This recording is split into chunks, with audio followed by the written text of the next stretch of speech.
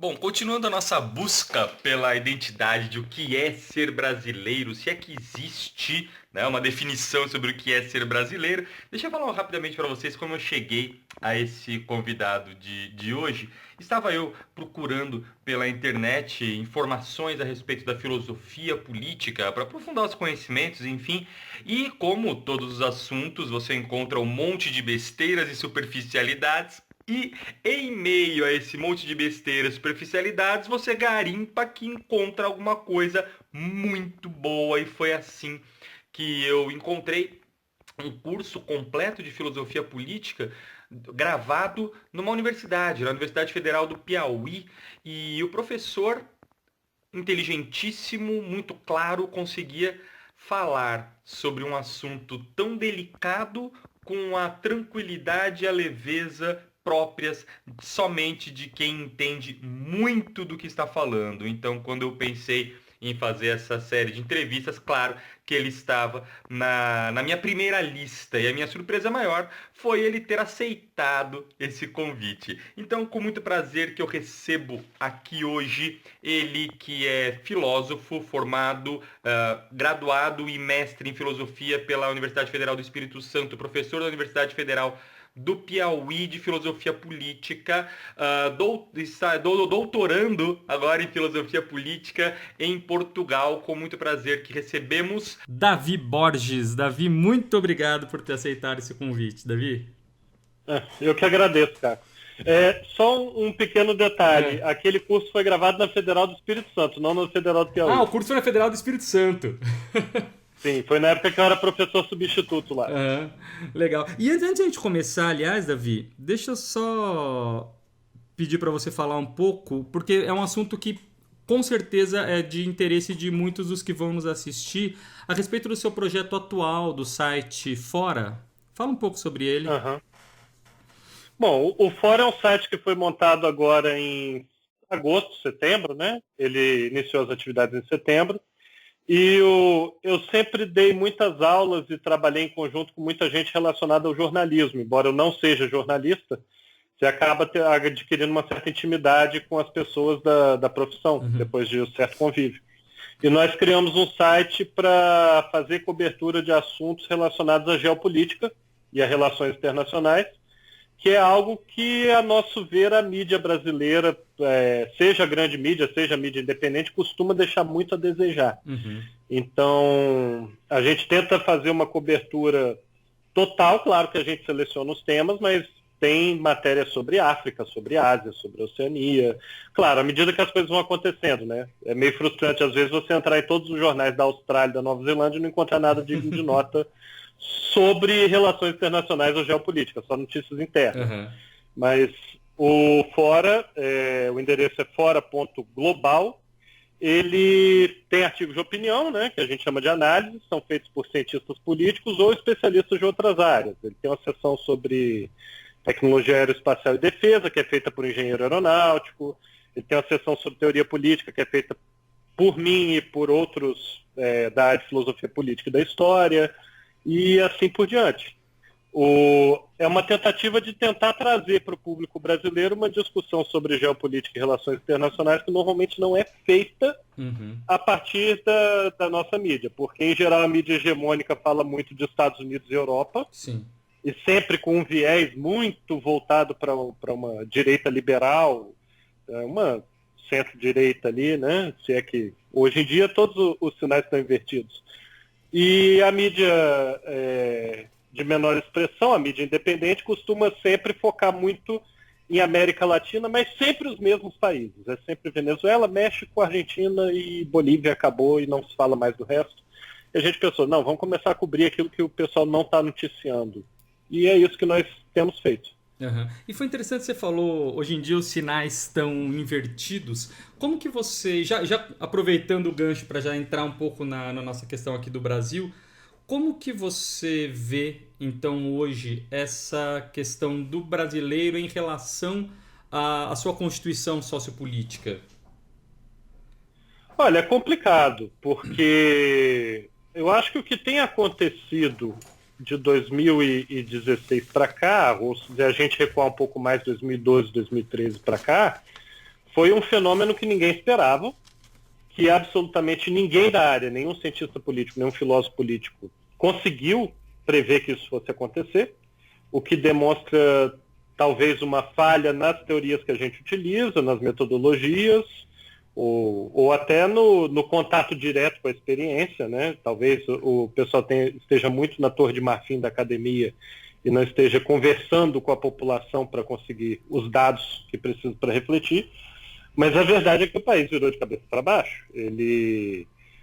Outro dia, inclusive, eu estava discutindo isso com algumas pessoas da área, que o vocabulário político que a gente utilizava nos últimos 50, 70 anos, ele não serve mais. Por exemplo? Quando você conversa com um cidadão comum, o que ele quer dizer quando fala termos como direita ou esquerda, ou extrema direita ou extrema esquerda, ou liberalismo e conservadorismo e assim por diante, eles não querem dizer aquilo que a gente significa quando fala nesses termos, quem é da área. Eles querem dizer coisas completamente diferentes. Então, todo aquele referencial da literatura que foi produzido nos últimos 50, 70 anos, ele está em desacordo com a cultura popular, com o que as pessoas efetivamente estão dizendo. Existe uma espécie de um vocabulário paralelo. Para quem gosta de literatura, é muito parecido com a Nova Língua do George Orwell, lá em 1984. Então, isso impediu a comunicação entre os diferentes grupos, que é claro que todo país é composto de uma miríade de grupos, e às vezes estão em conflito, às vezes eles colaboram, e assim por diante.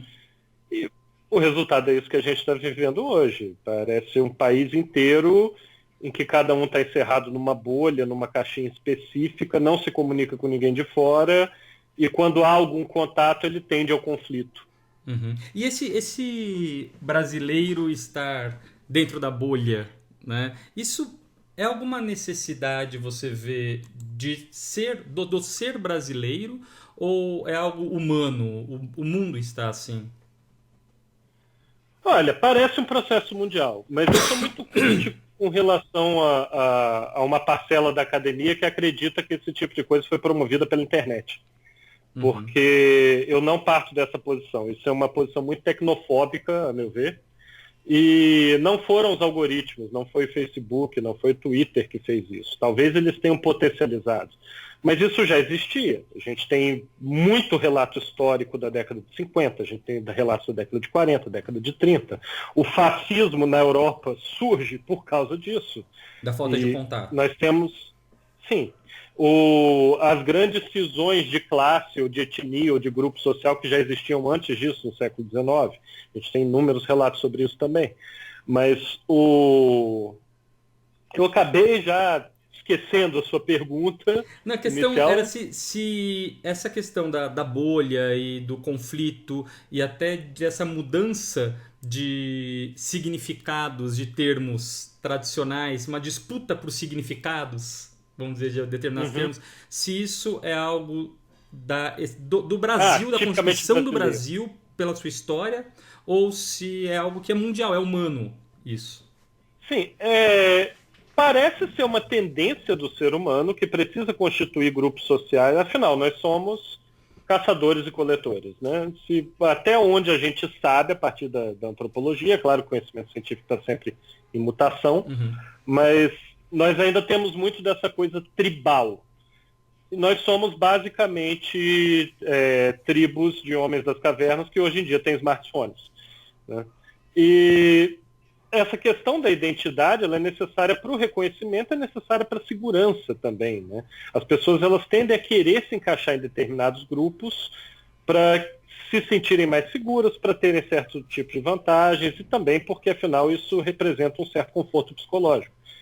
Agora, o brasileiro talvez seja mais afetado por isso, porque a própria identidade dele se dá por exclusão de outras identidades. Quando a gente pensa no continente americano inteiro, nós somos o único país que fala português. Boa parte da nossa identidade é baseada nisso, na língua. Nós não falamos espanhol como quase todos os nossos vizinhos, nem francês como algumas regiões do Canadá, na Guiana Francesa, no Haiti. Nós não falamos inglês e, no fim das contas, nós somos algo à parte ali, algo especial. Essa narrativa que foi muito comum, que ela foi muito hegemônica na historiografia brasileira durante décadas, o encontro das três raças, o europeu, o indígena e o africano, e isso formou um povo especial, que é o brasileiro. Assim, isso aconteceu em outros lugares da América, isso aconteceu na América inteira, isso aconteceu na África. Só que o brasileiro, ele entende isso como algo próprio dele, então ele tenta fechar uma noção de identidade própria, identidade nacional, que é distinta dos demais, porque ele ignora que o mexicano também é assim, que o boliviano também é assim, e o estadunidense também, etc. Né? Pegar algo que é geral como se fosse particular. Dá uma certa ênfase diferente a isso, porque no fim das contas esses outros povos americanos, eu estou falando só de América aqui, mas isso vale também para certas regiões da Ásia e da África. Isso aconteceu em todo o continente, mas esses povos também não dão uma ênfase especial a isso. Né? E isso fica patente na forma como o brasileiro lida com o indígena, a percepção que, principalmente o brasileiro urbano, como é o meu caso e o seu também, como que a gente lida com o que deveria ser uma identidade indígena. A gente separa essa identidade da identidade do camponês, do homem do campo. Enquanto que, por exemplo, na Bolívia, no México, na Venezuela, no Peru, essa identidade é a mesma. Eles são índios e camponeses. Então, a forma como a gente lida com isso é um pouco distinta dos nossos vizinhos. E até você entrou nessa questão da identidade indígena, pela visão, você iria mais nessa questão das raças, né? Mais por um lado Gilberto Freire ou por um lado Darcy Ribeiro? Na verdade, nenhum dos dois. Nenhum dos dois? Eu faço uma certa crítica a essa narrativa, né? Eu acho que eu puxo mais pro lado do Stuart Hall, aquele teórico britânico, nascido na Jamaica, mas britânico, né? Nós participamos de múltiplas identidades ao mesmo tempo, né? Multiculturalismo. Então, sim, e existe uma certa tentativa, aí a gente vai ter que puxar um pouco de vários teóricos, inclusive de vários teóricos marxistas, o Stuart Hall é um, que existe uma tentativa de criar uma hegemonia identitária. A identidade do brasileiro é X. Ela é produzida no eixo Rio-São Paulo ali, né? Tem algo a ver, mais ou menos, com futebol, samba, praia, quando não possível, churrasco, cerveja. Aquilo é mais ou menos a identidade forçada do brasileiro, é o que a gente vê nas novelas. Só que o Brasil é muito mais do que isso. Basta uma viagem para o Nordeste, para qualquer lugar, que você descobre uma identidade completamente diferente daquela que é imposta na televisão. E as pessoas não são menos brasileiras por causa disso, porque tem uma festa um festejo com os caretas, ou Bumba Meu Boi, ou então lá na Amazônia, porque a culinária é completamente diferente, mais baseada em receitas completamente distintas. O colono descendente de italianos ou alemães no Rio Grande do Sul, ele não é menos brasileiro porque não participa dessa identidade. Então, como em qualquer lugar do mundo, a identidade brasileira ela é muito fragmentada. Nós participamos de vários grupos sociais ao mesmo tempo e acomodamos algumas coisas, né? Só que parece que quando isso entra na reflexão acadêmica, o pessoal ainda está muito no Darcy Ribeiro, muito no Gilberto Freire, principalmente no Gilberto Freire, me parece, porque todo mundo critica, mas no final das contas assume os mesmos pressupostos que ele. Que seria? Que seria essa coisa... O país formado a partir de um encontro, de uma mistura de diferentes culturas, e isso gera algo que é tipicamente nosso, especial, e que é produzido a partir de pressupostos X, Y, Z e W, e etc. Né? Existe um pouco do Sérgio Buarque de Holanda também no discurso, vamos dizer assim, hegemônico, né? E aí entra naquela coisa que eu disse que nós nos caracterizamos por oposição aos vizinhos, nós não falamos espanhol, não fomos colonizados por espanhóis, mas tem um bocado de influências da parte espanhola ali no Brasil, né? Assim, a nossa língua, o nosso português é diferente do português de Portugal, porque ele tem uma certa mistura com o espanhol que ninguém lembra. O português, para o seu namorado, ele vira e fala amo-te, o brasileiro fala te amo, que é uma estrutura do espanhol. Mas, lógico, eles foram invadindo ali, rompendo o Tratado de Tordesilhas com as entradas e as bandeiras, foram assumindo colônias que eram antes espanholas. Uhum. Né? Sim. Existe uma miscigenação que não é lembrada. E hoje, em particular, quando a gente fala de identidade brasileira contemporânea, tem muitos elementos que são necessários para reflexão. Né? O crescimento do protestantismo, das igrejas evangélicas, o funk enquanto expressão cultural, né? A perda de muita coisa que antes era vista como exclusivamente brasileiro, que há de mais brasileiro possível. Né? Hoje em dia o jovem não escuta samba, escuta funk, o jovem não escuta bossa nova. Né? Então é preciso pensar, na verdade, o que é identidade. Identidade não é algo estático, identidade é algo dinâmico. E existem uma série de forças sociais contribuindo para isso, desde aquelas que a gente poderia dizer que são mais autônomas, vêm de baixo para cima, vêm do próprio povo, até uma tentativa de colonização e de criação de uma identidade estática que nem sempre é bem sucedida. Uma tentativa de homogeneizar uma sociedade que nem sempre é bem sucedida. Um exemplo bom disso são as Forças Armadas e o próprio discurso político institucional brasileiro. Se você entra no site da Biblioteca do Senado, da Biblioteca do Exército, você consegue baixar inúmeros livros sobre a história do Brasil. E a visão que eles têm de história do Brasil é completamente diferente do mundo externo. Sim, o brasileiro médio, ele pouco se importa quando ele sabe que existe, mas ele pouco se importa com o livro dos heróis da pátria, que está lá em Brasília, em que tem as inscrições dos grandes heróis da pátria. Ele pouco se importa com, por exemplo, o almirante Tamandaré e o seu grande papel na Marinha Brasileira. Sim, mas existem subgrupos sociais nos quais esse discurso é muito forte, e que isso é parte da identidade. Então, no fim das contas, é muito difícil definir identidade para um povo com 210 milhões de pessoas. E você levantou uma bola que eles trabalhassem, continuassem nessa linha, você falou, define o que é identidade, né? E o que é, então, identidade?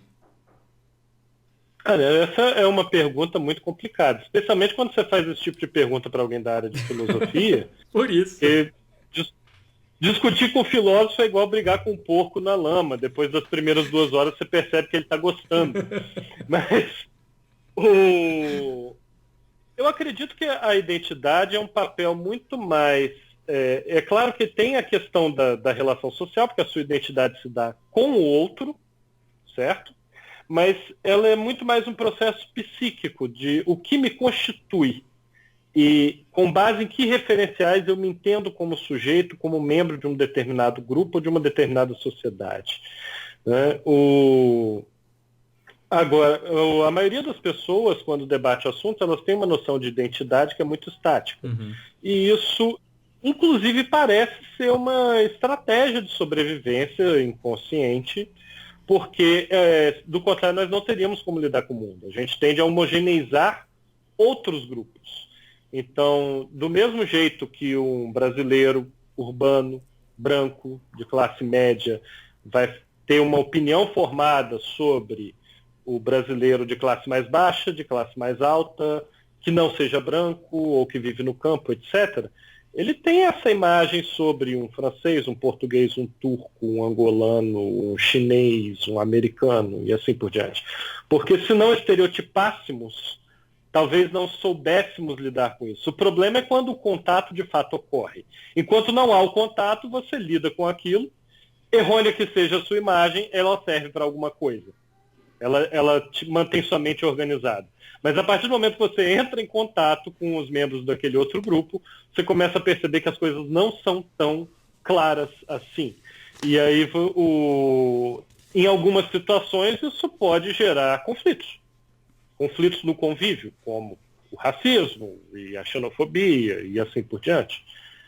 Ou simplesmente uma convivência desarmônica. Ainda que não chegue a esse nível drasticamente violento, ela gera um certo nível de atrito. Então essa identidade seria algo que faz você se caracterizar como tal. Faz você se encontrar. Sim. Mas é isso que é interessante. Por exemplo, eu dei aula para estrangeiros. Quando você conversa, por exemplo, com um rapaz de 17, 18 anos, na França, negro. E ele fala assim, eu sou francês, mas je suis antillais, eu sou das Antilhas. Sim, ele não se entende como francês típico da França, ele se entende como outra coisa. E ele não deixa de ser francês, ele não deixa de ser antilhês das Antilhas, porque ele escuta, por exemplo, hip hop, porque ele escuta hip hop americano, ou porque ele é muçulmano. Hoje tem uma população muçulmana muito crescente na Europa. E apesar de vir de um país que não tinha tradição com a religião muçulmana, ele se converteu uma vez que depois de ter chegado na Europa. E ele não deixa de se considerar francês por ser muçulmano, entende? Eu poderia dar exemplos com brasileiros mesmo, com portugueses, já que eu estou em Portugal, mas os portugueses são engraçados, em particular. Eles ainda tentam manter vivas muitas tradições históricas deles, como é uma tradição comum entre os estudantes daqui a tuna, que é quando eles se vestem a caráter, eles utilizam uma roupa, me parece, século XVIII, aquilo, e saem com instrumentos na rua, tocando e pedindo dinheiro, porque afinal eles estão alegrando as pessoas com música e tudo, e fazendo bagunça, porque é parte da coisa também, né? Existe uma parcela dos estudantes que entra nisso por uma afirmação de identidade, de fazer parte de um grupo, ser bem aceito entre os colegas. E existe uma parcela que fala que aquilo é a mais completa besteira e rejeita por completo e fala mal daquilo.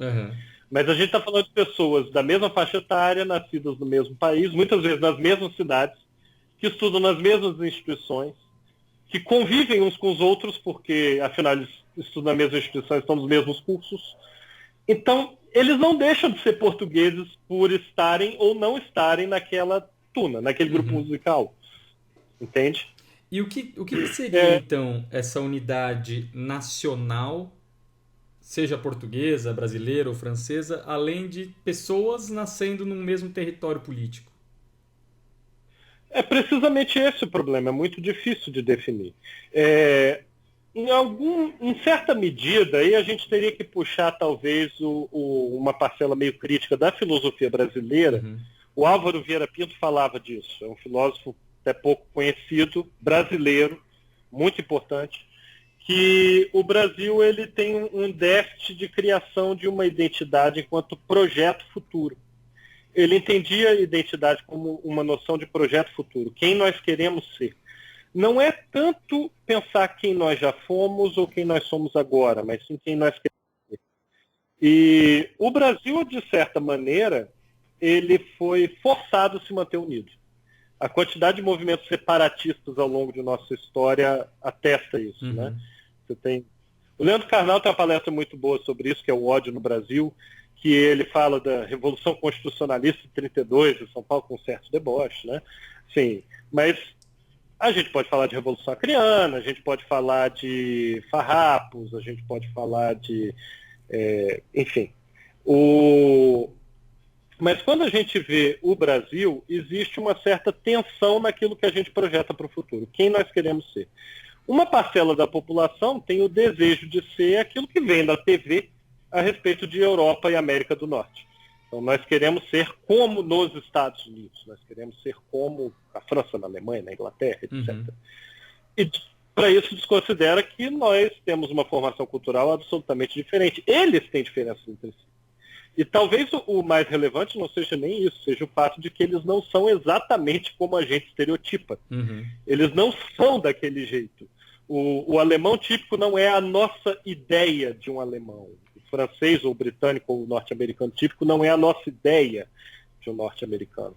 E aí vem todo um discurso de embate, muitas vezes feito por pessoas que têm uma perspectiva anti-imperialista, já que, de certa forma, isso é ser colonizado pelas grandes potências. É uma colonização cultural, né, o soft power.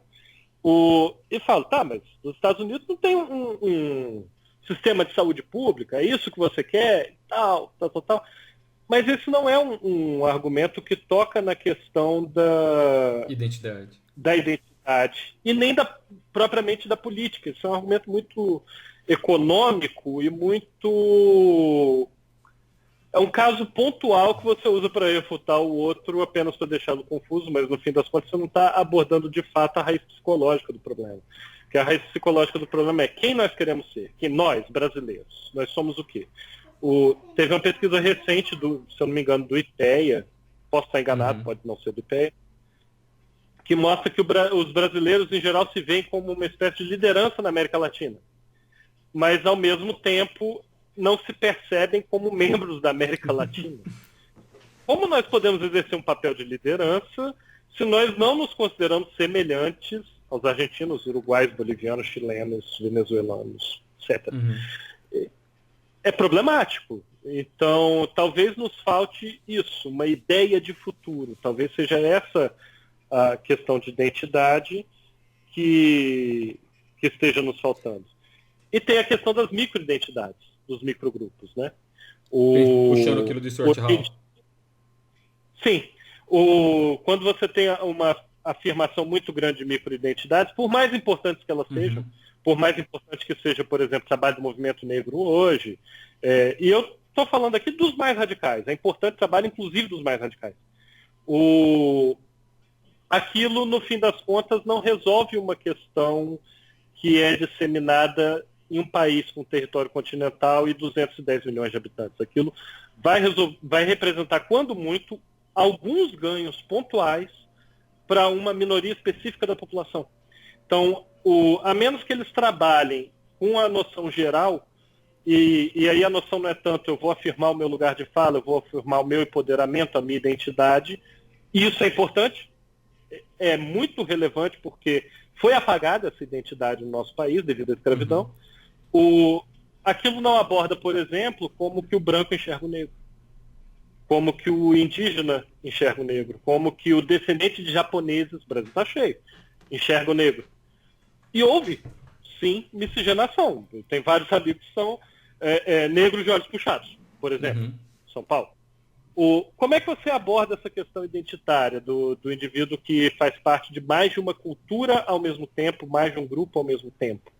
Assim, como é que você aborda a questão do branco pobre de periferia que tem muito mais identificação com a cultura negra do que com a cultura classe média branca brasileira, porque a nossa cisão racial também é uma cisão de classe. Como é que você aborda a questão daquele indivíduo porque ele não tem o fenótipo, ou ele não tem a ascendência daquele grupo ao qual ele culturalmente pertence? Eu nem estou dando exemplo aqui da classe alta, porque a clivagem econômica no nosso país é tão grave que os exemplos são mínimos e quase não pontuais. Mas a gente tem um exemplo, o vereador por São Paulo, eu não sei se agora ele se tornou deputado, o Fernando Holliday, que ele nega todas as conquistas do movimento negro, ele nega a sua própria identidade como um homem negro homossexual. Aquilo para ele não é parte da política. Nós tivemos agora na Fundação Palmares um senhor que foi nomeado, inclusive foi revertido a nomeação dele, que é absolutamente racista. Ele era tão racista que aquilo escandaliza até quem é moderadamente racista. Um homem negro. No comando da Fundação Palmares. Quase chegou ao comando da Fundação Palmares. Então, talvez a questão não seja tanto das microidentidades, mas formar um projeto para o futuro que dê conta da multiplicidade de identidades que são do brasileiro. Porque o brasileiro não é só um monte de descendentes colonizadores portugueses, de indígenas que foram basicamente exterminados e de negros que foram explorados por mais de 300 anos de nossa história, inclusive com tortura, sequestro, estupro, etc. O Brasil também é a imigração italiana, a imigração alemã, a imigração japonesa, a imigração chinesa, a imigração libanesa. Eu venho do Espírito Santo, o Espírito Santo é muito cosmopolita, teve muita imigração libanesa em determinado momento da história, muita mesmo, italiana e alemã, e a partir de certo momento, já na segunda metade do século XX, começam a aparecer os gregos, os turcos, os coreanos. Então, ok, por que não se fala deles?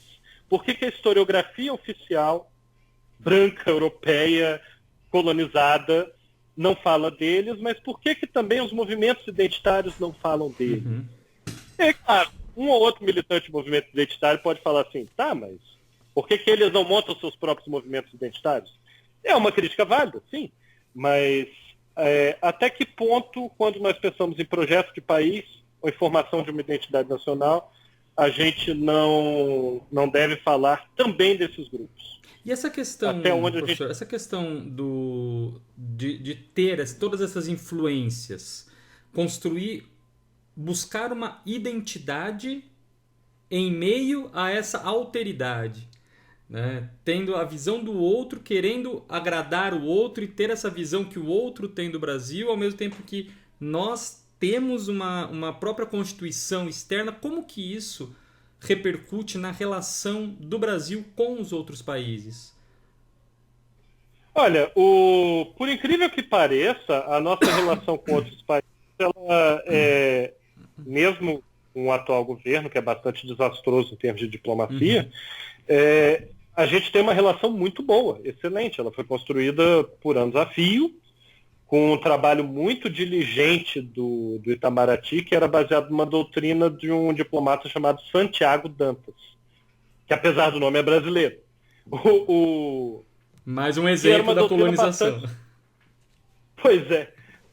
Que era uma doutrina muito realista. Olha, se é vantajoso para o Brasil, nós estamos dentro, ainda que represente um ganho parcial de poder. Porque, no fim das contas, política é estudar poder. Se não é vantajoso, nós estamos fora. E o soft power brasileiro, o poder suave da gente, ele é muito alto. Muito alto. O brasileiro, em geral, ele é admirado ou respeitado em quase todos os países, exceto naquelas regiões em que houve problemas migratórios. Por exemplo, em certas cidades do Japão, houve, na década de 90, um influxo muito grande de brasileiros. Aquilo gerou uma certa tensão local, então ficou mal visto. Em certas regiões dos Estados Unidos, isso acontece. Mas, em geral, você falar que é brasileiro em qualquer outro país abre muitas portas.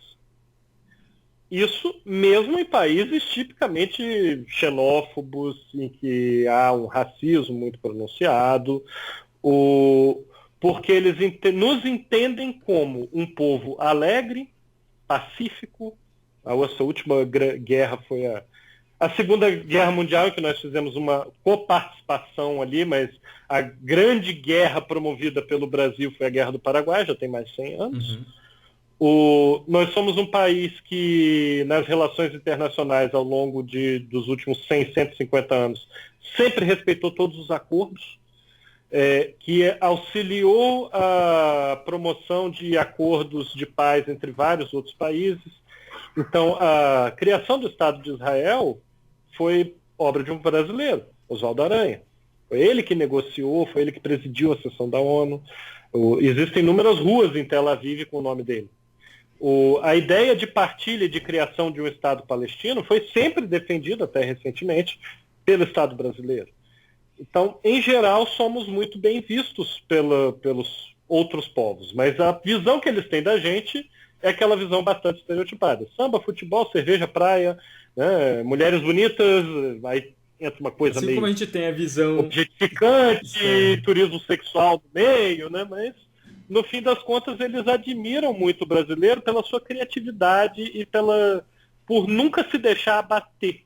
Isso é engraçado, porque se olhasse de perto, veriam que de vez em quando nós nos deixamos abater, sim. A quantidade de brasileiros com depressão é enorme, a quantidade de problemas políticos internos que a gente tem é enorme, e é óbvio que a nossa identidade não se resume a samba e futebol. Eu tenho um joelho estragado, eu não jogo futebol.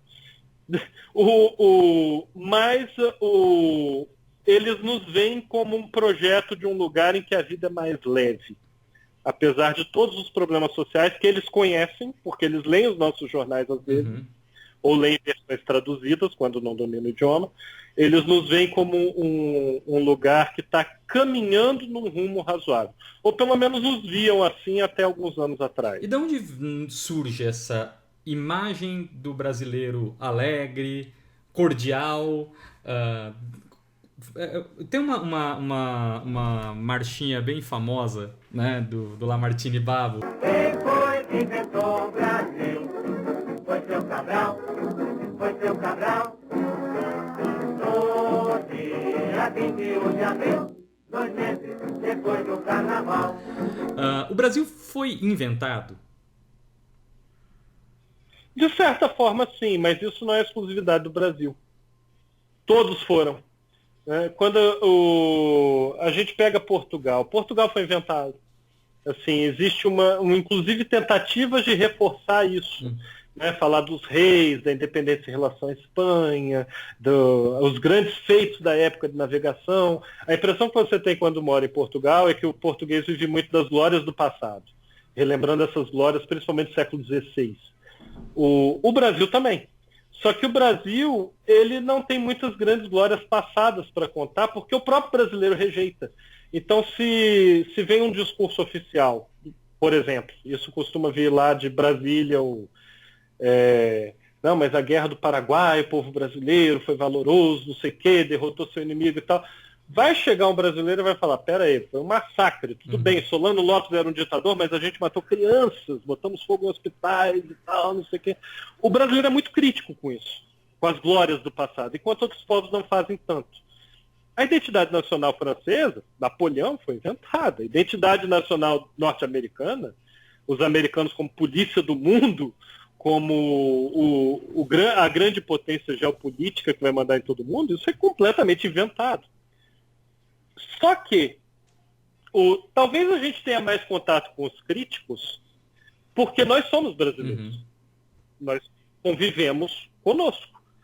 E eles também têm seus críticos dessas visões identitárias. Talvez a gente não tenha tanto contato com o que é contra-hegemônico do discurso oficial.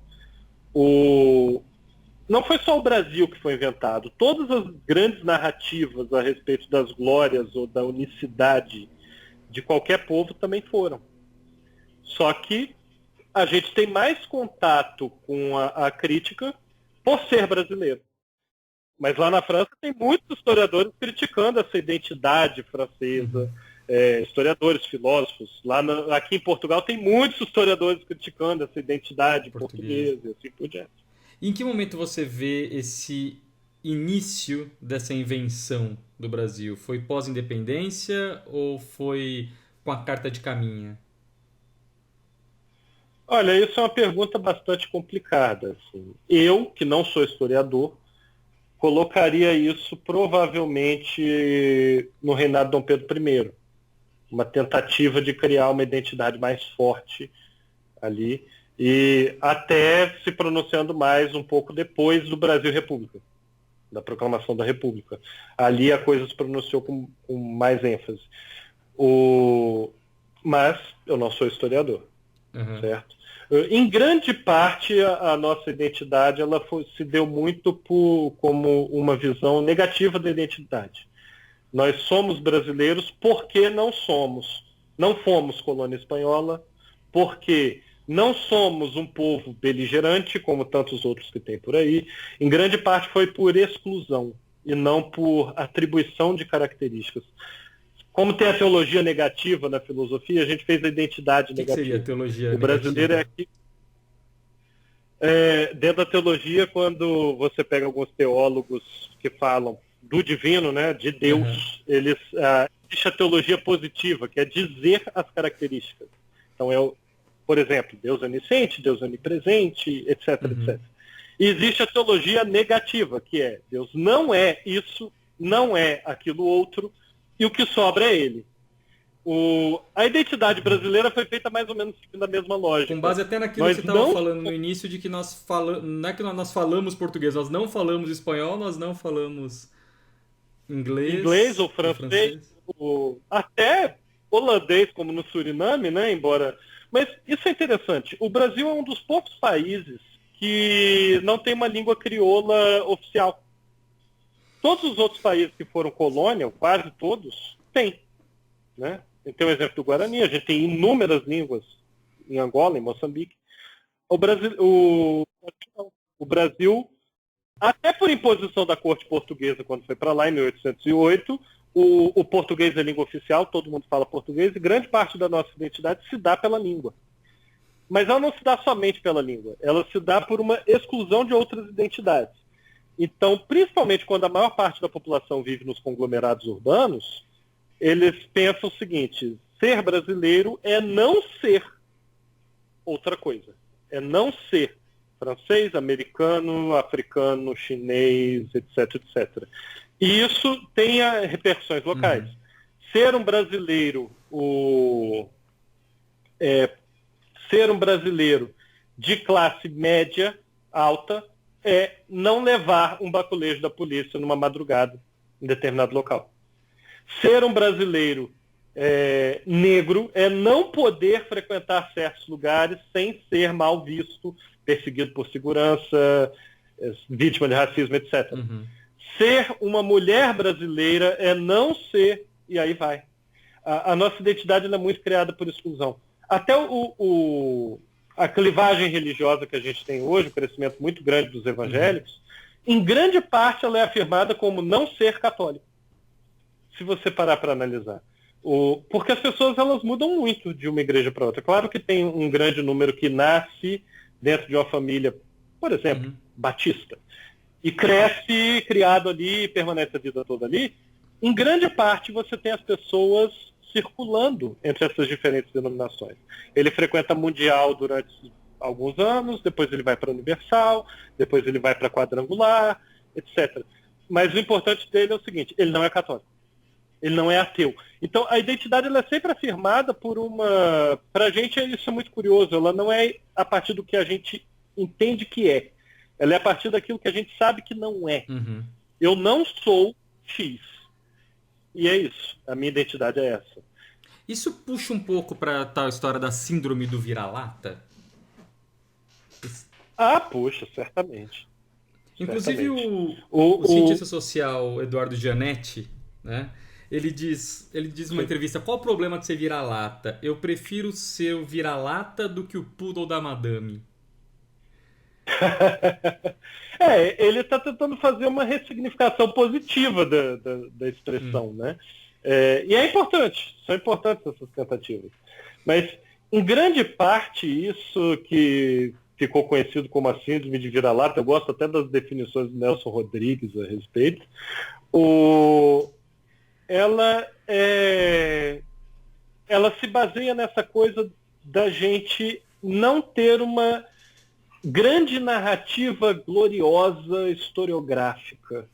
Sim, aquela história construída aos moldes hegelianos, como sendo dirigida a um fim, um telos, né, uma finalidade última,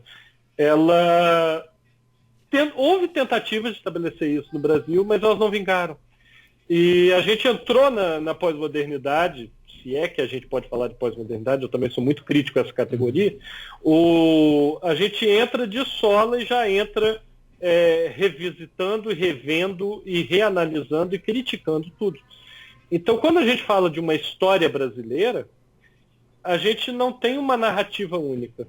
Por exemplo, isso é muito comum nos países europeus. Portugal, França, Alemanha, todos têm enormes narrativas de unificação, de glórias do passado e do que os constitui enquanto povo. A unificação da Alemanha é uma narrativa, a era napoleônica para os franceses, as navegações para os portugueses e espanhóis, por aí vai. O brasileiro não. O brasileiro sempre olha isso com um olhar crítico. Então, o brasileiro, aquela narrativa, por exemplo, Dom Pedro I às margens do Ipiranga, e tal, é a primeira coisa que todo professor de história faz na sala, é falar: olha, não foi bem assim. Foi algo do alto para baixo, a população não participou muito bem desse processo. Houve ali uma guerra de independência que durou 2 anos, mas não foi tão drástica quanto, por exemplo, em outros países passaram processo similar. Há quem diga que ele nem estava num cavalo, mas sim numa mula, e que nem estava às margens do Ipiranga, e aí vem todas as outras anedotas a respeito. A nossa narrativa de proclamação da República. Mas foi um general que era monarquista e amigo do imperador e tal. A gente sempre coloca um monte de ressalvas nisso. Isso, de certa forma, é uma expressão da inteligência do nosso povo, que não aceita essas verdades embaladas a vácuo e essa ideologia toda dada de colherada, empurrada goela abaixo. Mas, ao mesmo tempo, isso é parte constituinte dessa nossa percepção de identidade que é fragmentária. Afinal, o que é um brasileiro? Se A independência não explica muito bem, a república não explica muito bem. A ditadura militar é outro exemplo, né? Hoje está em voga, de novo, aquela discussão um pouco revisionista, se foi ou não uma ditadura, um movimento, se foi uma ditadura branda, se foi uma ditadura violenta, se havia ou não uma ameaça comunista com João Goulart, se os militares agiram influenciados pelos Estados Unidos ou não. Isso voltou a ser discutido.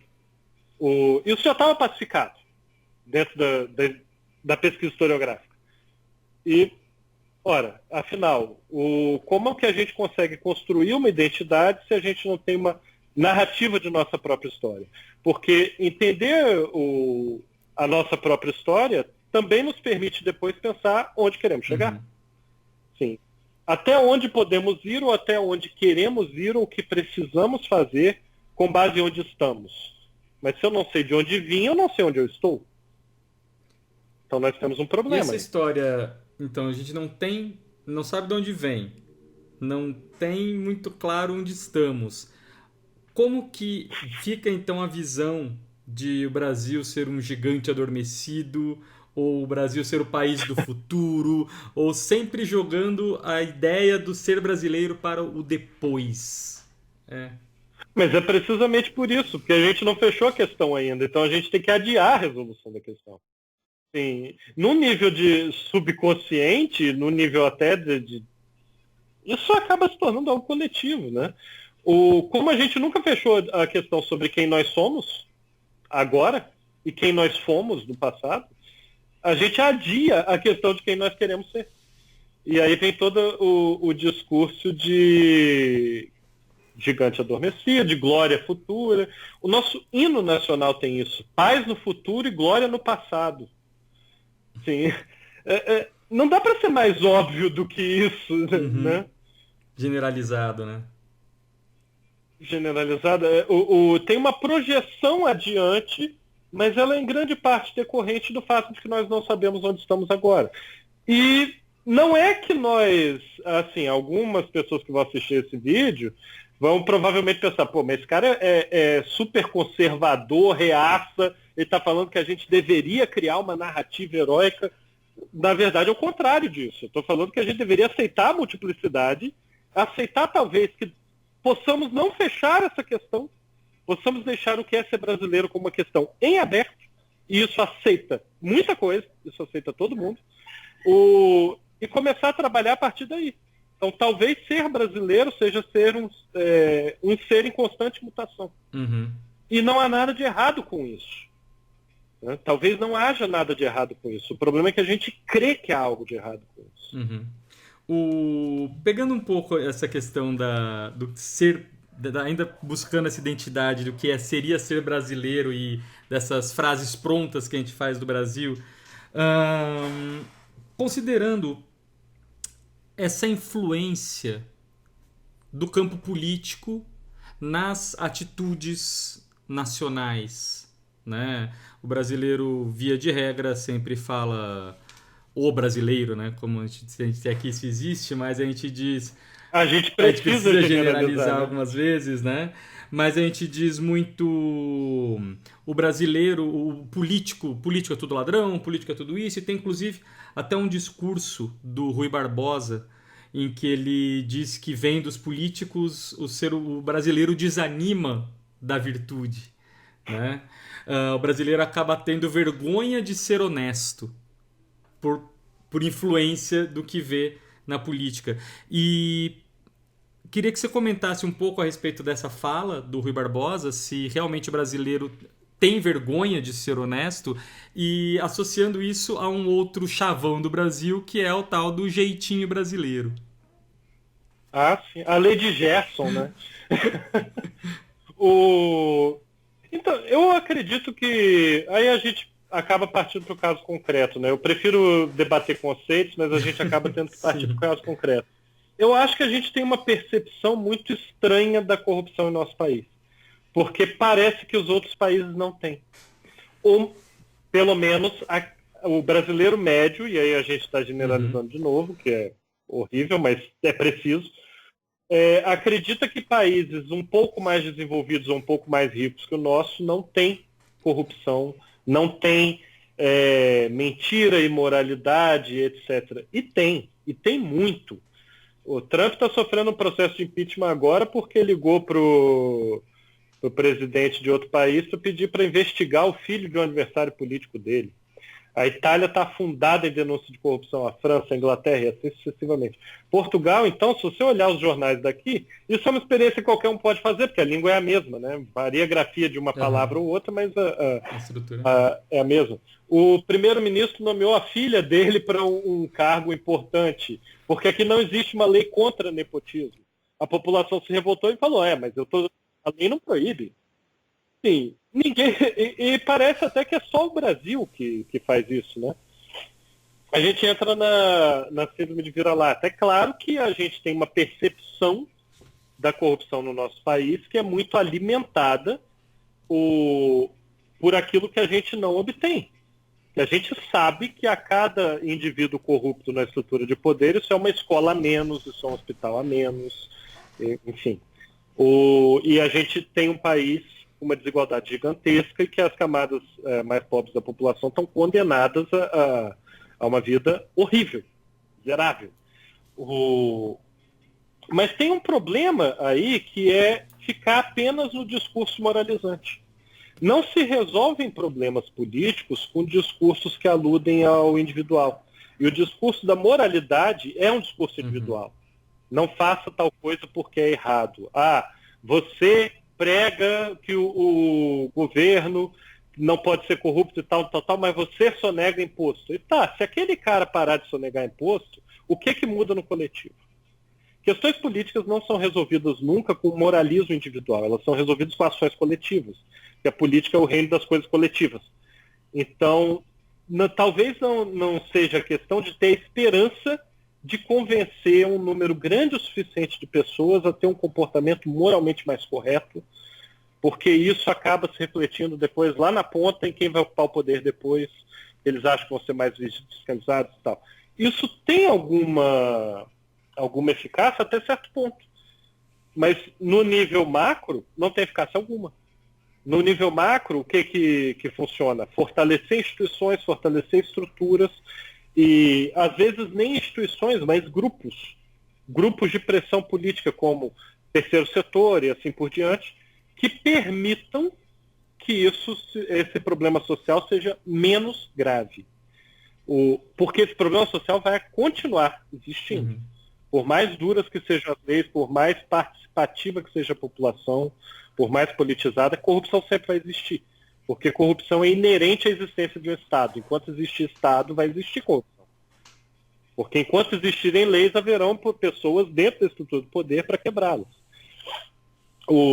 Mas o moralismo, a questão de que tudo bem que os políticos são reflexos da população. E a gente é governado hoje por uma turba de ignorantes porque tem muitos ignorantes em meio à população. A gente é governado por pessoas desonestas porque existem pessoas que vêm... assim, no Brasil todo mundo vende o voto.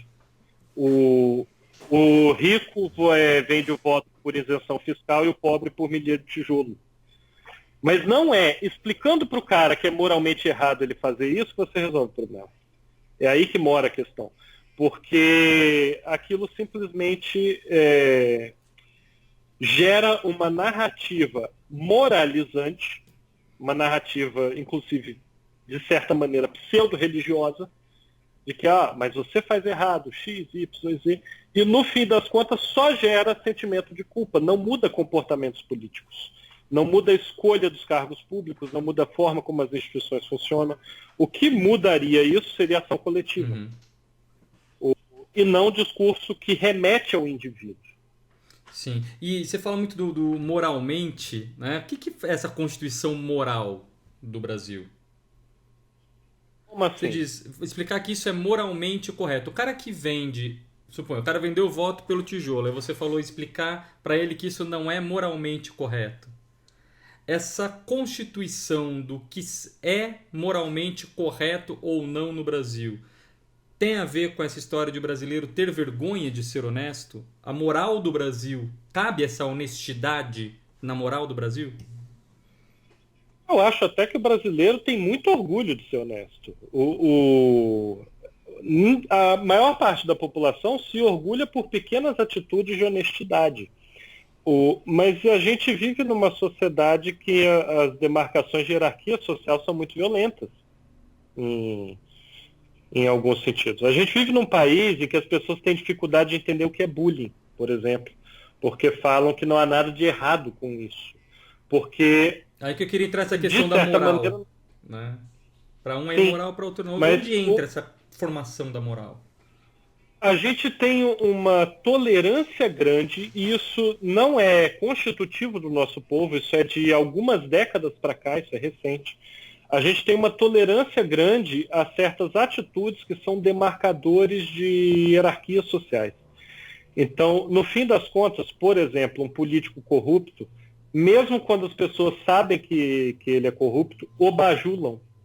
Porque, hierarquicamente, ele conseguiu provar que é mais esperto que todo mundo e mais poderoso que todo mundo. Então, no fim das contas, me parece que a questão está relacionada à demarcação das hierarquias, como que nós demarcamos as hierarquias dentro de certos grupos. E, claro, quando a gente fala de governo, a gente está falando de um grupo com o qual todos têm contato em algum momento da sua vida. Mesmo que seja negativo, mesmo que seja quando o governo atrapalha a sua vida, ou joga bomba de fumaça em você, ou qualquer coisa assim. Todo mundo tem contato com ele em algum momento, certo? Seja para abrir uma empresa, seja lá o que for, votar. Como em todas as outras instâncias, como em todas as outras microcomunidades, a gente tolera que a demarcação de hierarquia social seja feita por meio ou da violência, ou do passar a perna em outro, etc., a gente acaba tolerando muito mais facilmente que isso ocorra nos níveis da estrutura do Estado, da sociedade. Talvez, e aí é pura especulação minha, isso esteja relacionado ao fato de que nós somos um país de sobreviventes. Porque, honestamente, o brasileiro que passou dos 25 anos já pode ser considerado um vencedor, porque a gente vive num país difícil. E como a esmagadora maioria é descendente direto de imigrantes de algum lugar do mundo, isso reforça ainda mais o fato de que nós somos sobreviventes, né? Seja, por exemplo, o sujeito que a bisavó dele foi escrava, ele é um sobrevivente, o pai dele foi, o avô e a bisavó foram. Seja, por exemplo, o sujeito que se orgulha de sua grande herança europeia e que os avós foram em um navio atulhado sem nada o que comer, porque havia fome na Itália e por isso se mudaram para o Brasil. De qualquer maneira, ele também é um sobrevivente.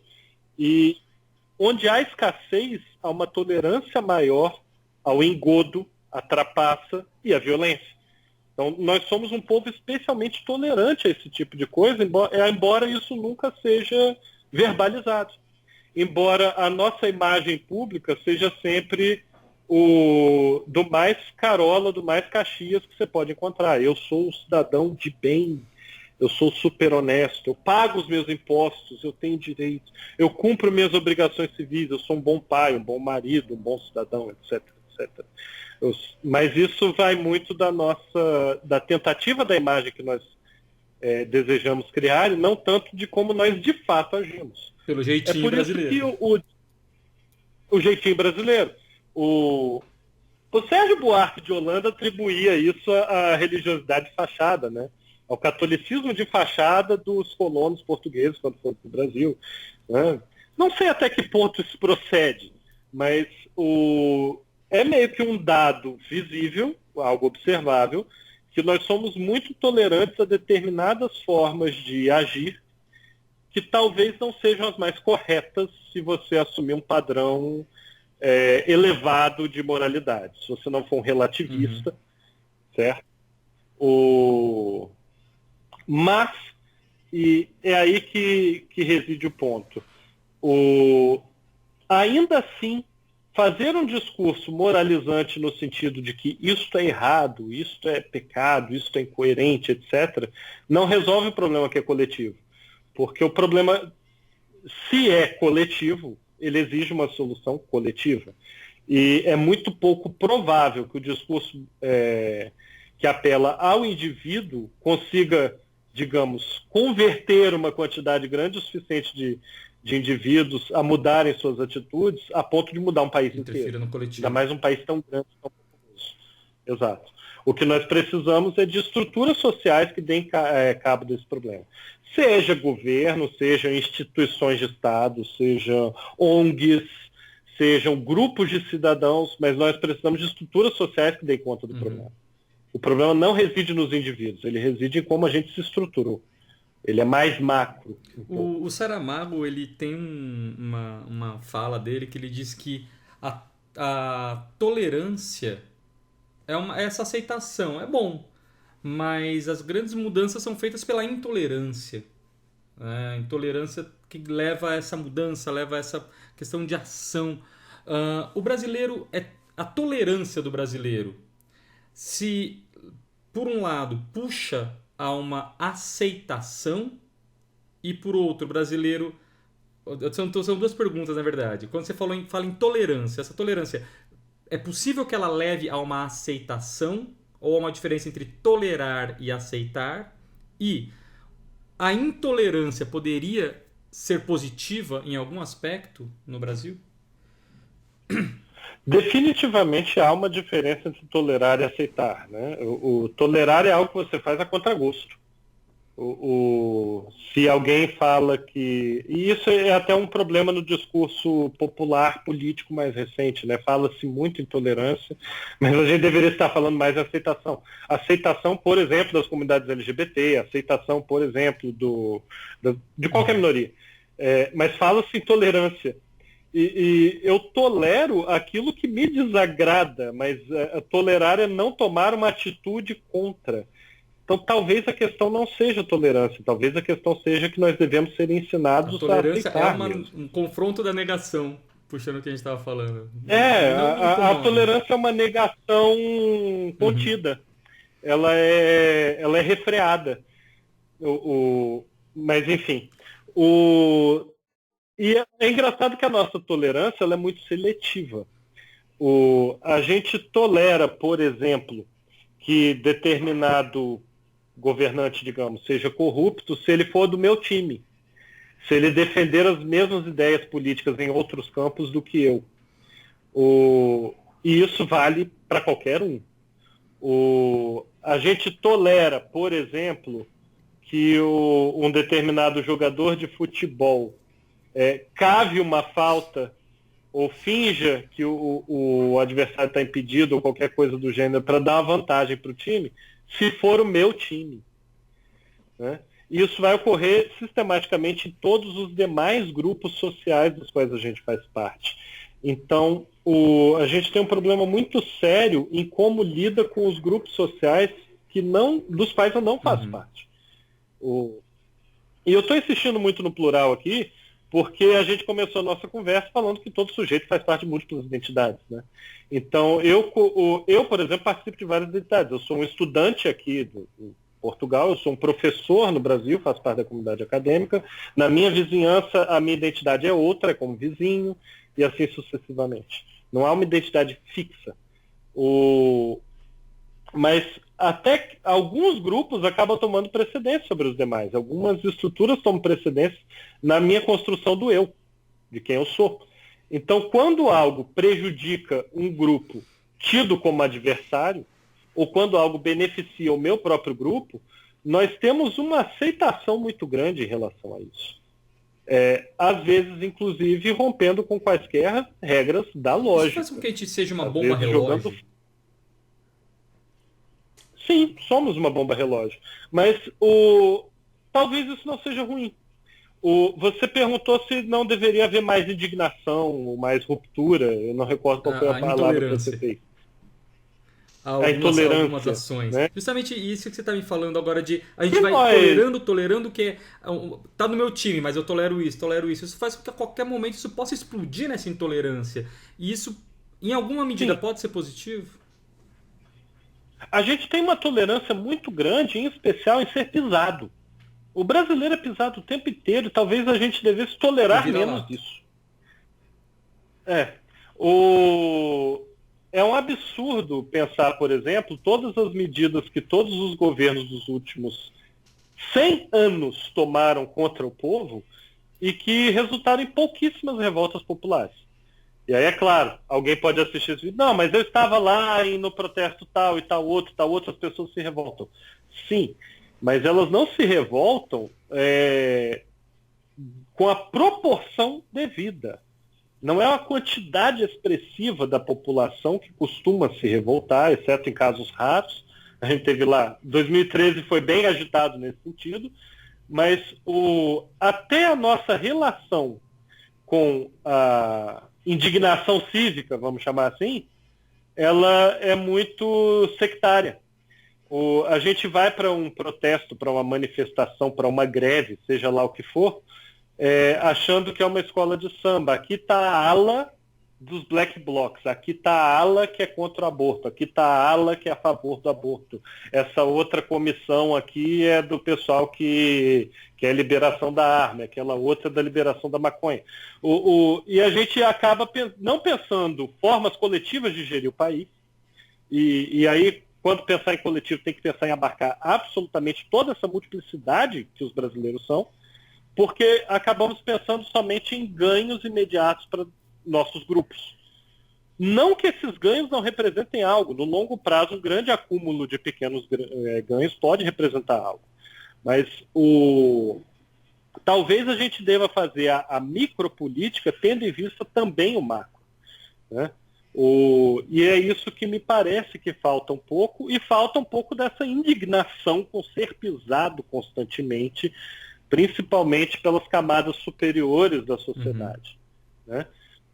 Isso talvez uniria o brasileiro como uma identidade? Ou é querer muito?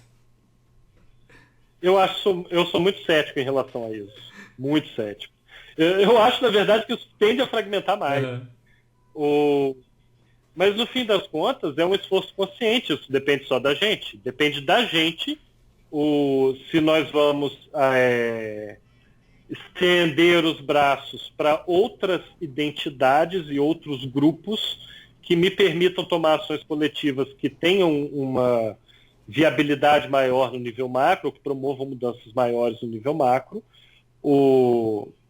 E não depende se eles estão de pronto dispostos a cooperar ou não. No Brasil, a gente tem uma segmentação tão grande. Por exemplo, violência policial é um problema muito grande no nosso país. Sempre. Tá? As notícias mais recentes, então, são terríveis sobre o que aconteceu em Paraisópolis. Né? Existe um grupo dentro da polícia que se chama policiais antifascistas. Eles existem no Brasil inteiro. São, obviamente, uma minoria dentro das suas corporações, mas eles têm uma noção de que o trabalho deles não deveria ser tão violento, tão repressor com as camadas mais baixas da população, que o treinamento, por vezes, é excessivamente violento, excessivamente racista, etc., etc., e protestam contra isso. Inclusive, sofrem represálias suas instituições.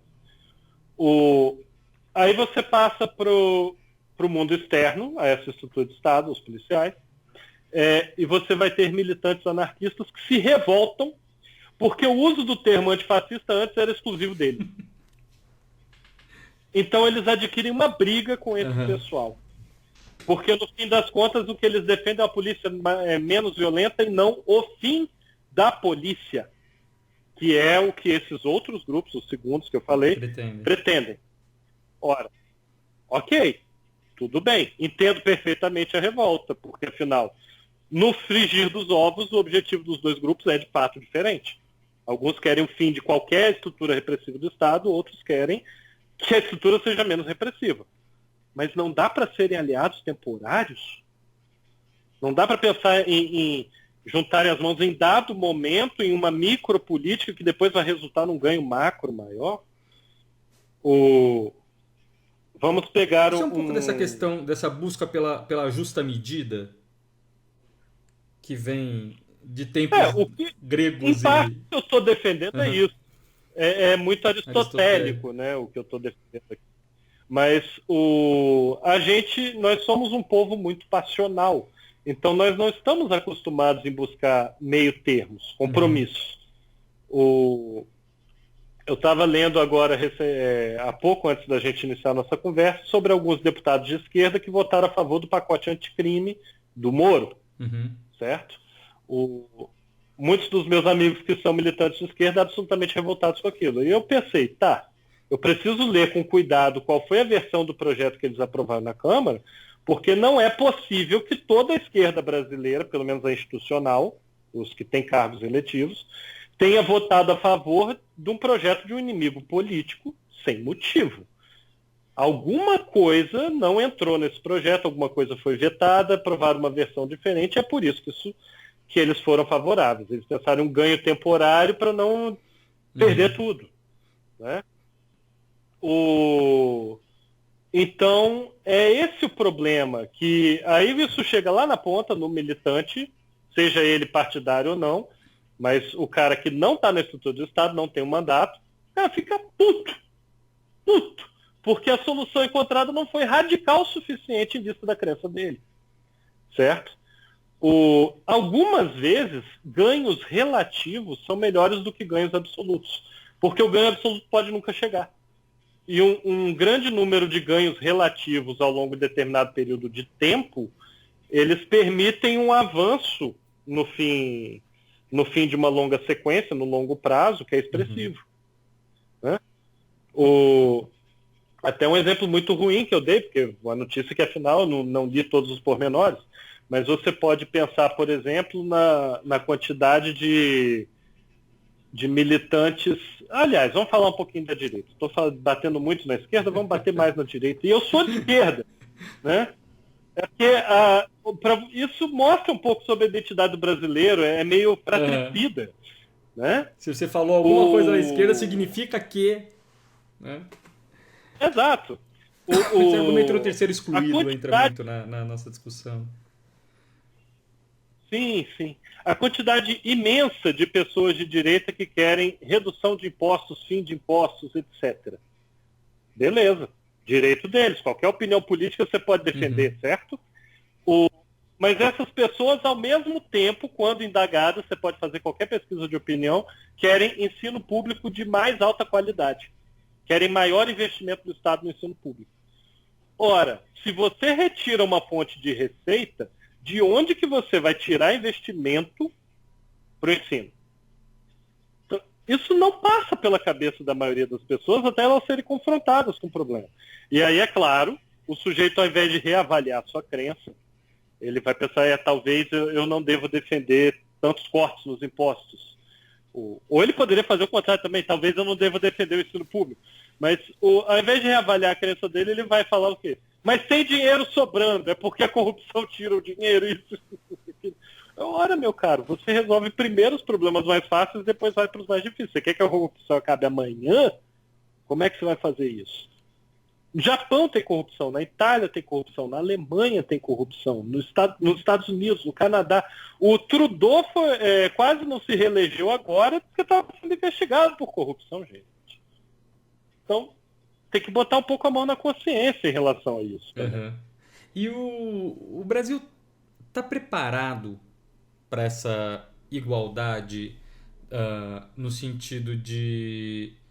No trânsito, no shopping e tal, esses ambientes em que somos ou devemos ser todos iguais.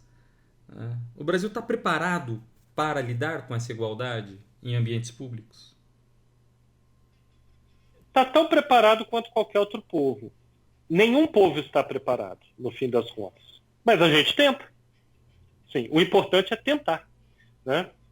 Aqui em Portugal, existe uma questão muito séria com os ciganos. Ou é um estereótipo que a gente tem de outros países também, né? Que parece... Né? Sim. É o estereótipo dos outros países, né? Mas na Europa ninguém pode jogar lixo na rua. No Brasil também não, ora. A lei é a mesma. Mas, enfim, ninguém pode estacionar em lugar proibido. No Brasil também não. Mas, aqui em Portugal, para dar um exemplo, existe uma questão muito forte com a população cigana. Existe um grande número de pessoas que são ciganos ou descendentes de ciganos, são portugueses, e a população, o restante da população, tem um certo preconceito em relação a eles. Preconceito até bastante grave, bastante racista, Eu levaria muito tempo para contar os pormenores. É óbvio que de vez em quando você ouve um discurso racista, xenofóbico na rua, você abre uma coluna de jornal de um colunista, o cara está falando mal da população cigana e tal, e tem violência policial mais exacerbada contra esses grupos, sim, isso tudo ocorre. Só que no fim das contas eles tentam manter um certo nível de convivência entre quem é e quem não é. Então essa tensão social ela chega a pontos bastante feios, mas não chega ao ponto que a gente encontra no Brasil, que é abertamente violento em relação a diversos grupos sociais distintos. Não é o caso dos ciganos no Brasil, mas é o caso com outros grupos. Se o indivíduo claramente cigano entrar numa loja aqui, ele vai ser atendido. Sim. Isso significa que o vendedor não é preconceituoso, não é racista? Às vezes o vendedor é racista, mas no fim das contas eles tentam fazer esse convívio, certo? Talvez isso seja um pouco do que falta para o Brasil. E aí, é claro, a gente sempre corre o risco de ser mal interpretado. Alguém vai ver esse vídeo e vai dizer, mas o Davi então está defendendo o racismo. Não, eu estou dizendo que aí entra aquela distinção entre tolerância e aceitação. Numa situação em que é impossível fazer o sujeito preconceituoso aceitar o membro de outro grupo, é melhor a tolerância. A tolerância seria a justa medida. Mas a tolerância... A tolerância não é o fim pelo qual a gente deve brigar. O fim pelo qual a gente deve brigar é a aceitação.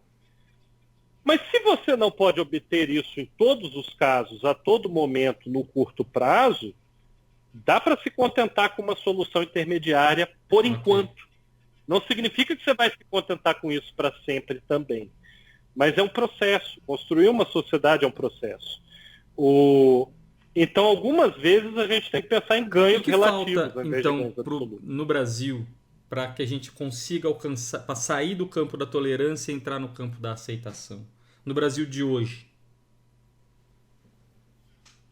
Olha, em grande parte falta... Eu, como professor de filosofia, eu vou dar uma resposta que ao mesmo tempo vai ser uma pergunta. Muito...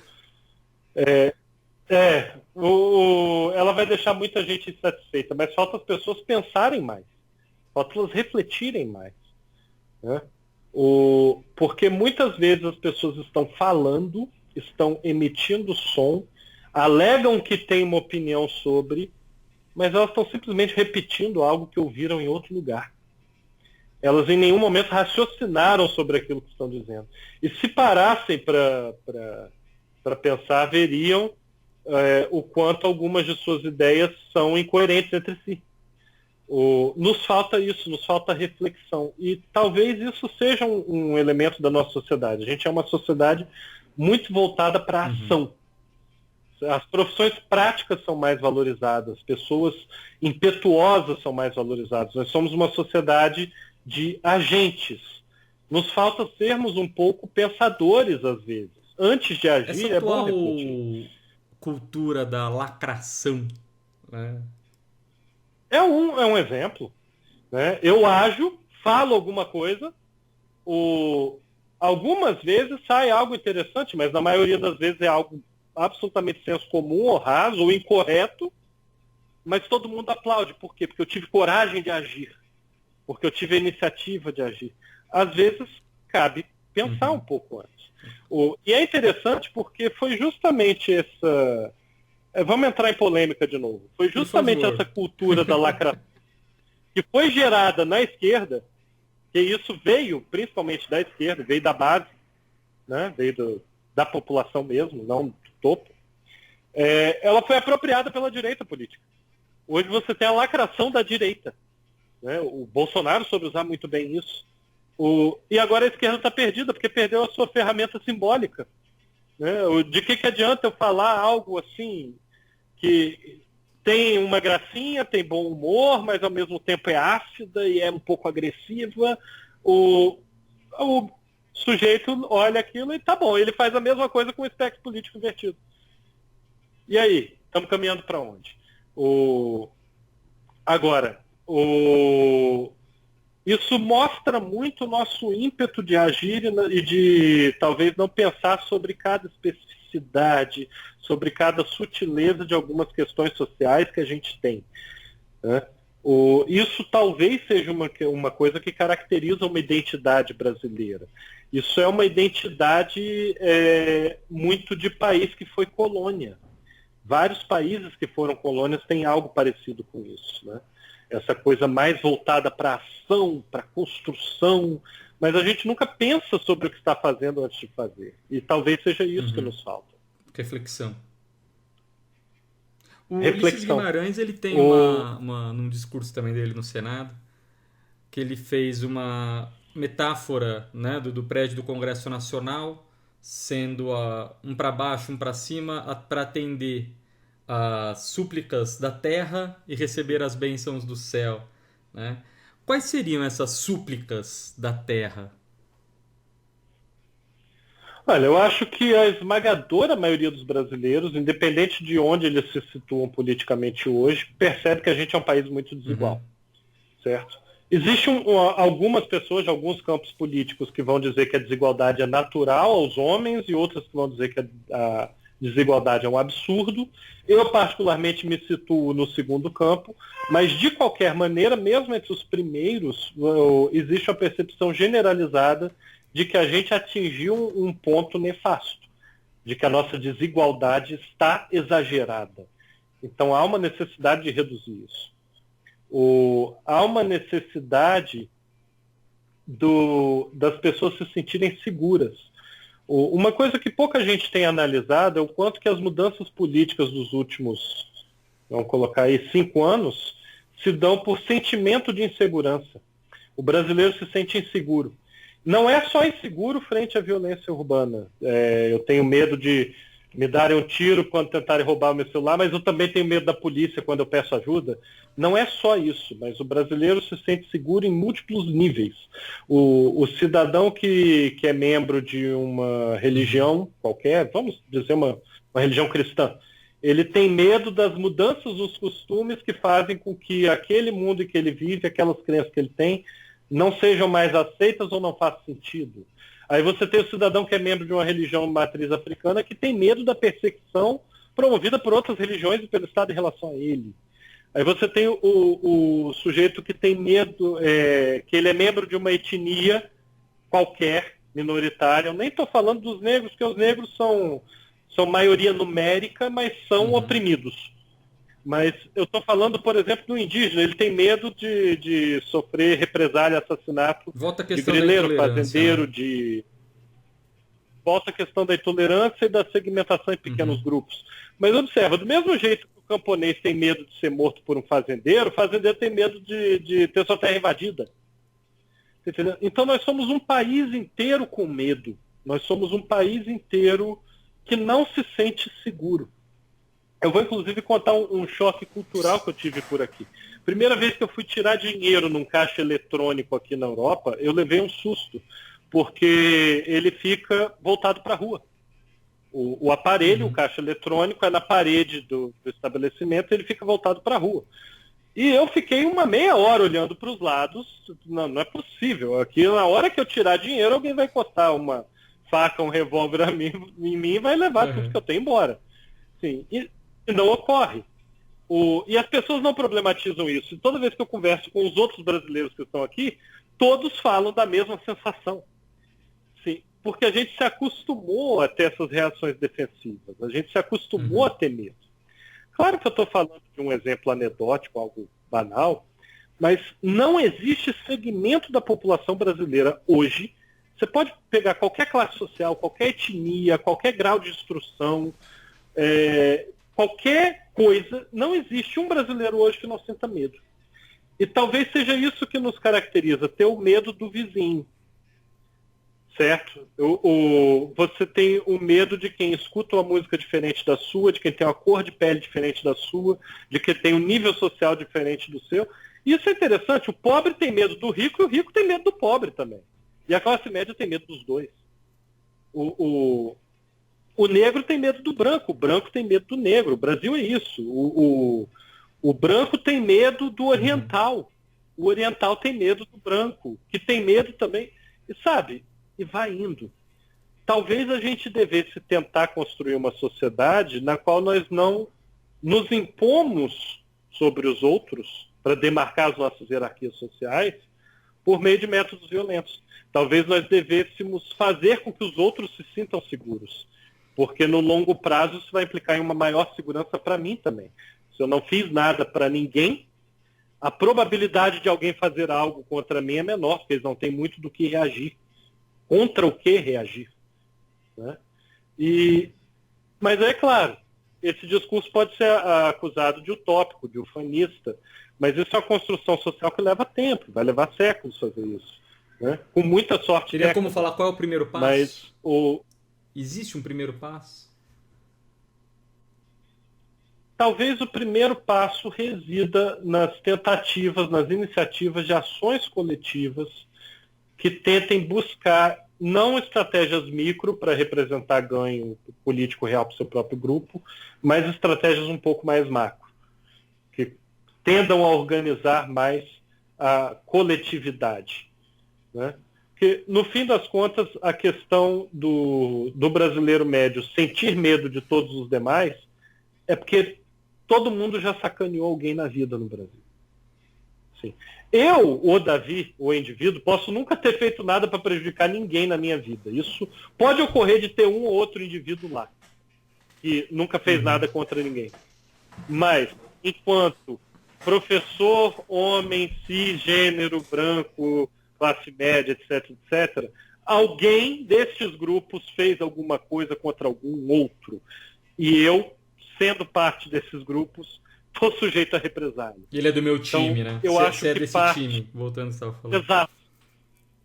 Eu, sendo flamenguista, estou sujeito a levar uma porrada de um palmeirense na rua. Grosso modo é isso. Então, talvez, e isso é interessante, a forma como algumas torcidas de futebol têm se reorganizado ultimamente, que tem tentado integração das comunidades ao invés de brigas violentas com outras torcidas e disputas sem sentido. Às vezes eu tenho mais títulos que eu sei, coisa assim. Então, isso para mim representa uma grande esperança. Isso é algo que vem da cultura popular. Isso é algo que vem atrelado a um elemento importante da identidade brasileira, que é esse esporte.